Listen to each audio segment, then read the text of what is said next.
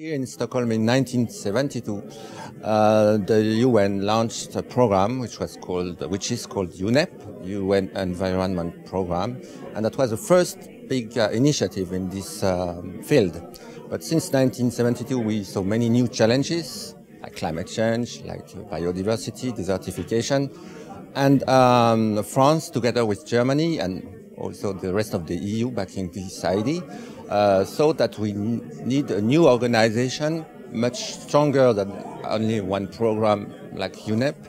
And this was the idea of creating a UN Environment Organization that we talked about in 2005. But now we have a new, another more ambitious initiative that President Sarkozy talked about last year in Geneva at the International Labour Organization meeting, which was creating a new World Environment Organization.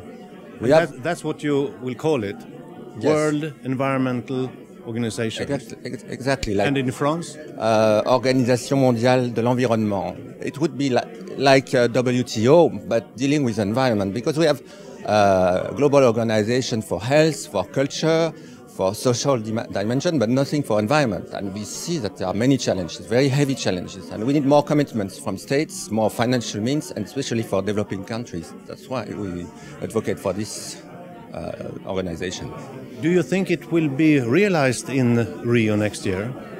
We hope that it will be realized, but we need to get the support not only from developing countries, but also from emerging countries and big countries like United States. And it's not very easy sometimes to convince them to have a new institution or structure. But some people question if it will be strong enough, if it will have the right mandate. Yes, because it will be an organization where each member will participate, will be a member, so one vote for one state, so it will have legitimacy. Then, contrary to UNEP that I was mentioning, the budget will be relying on core and mandatory contributions, not only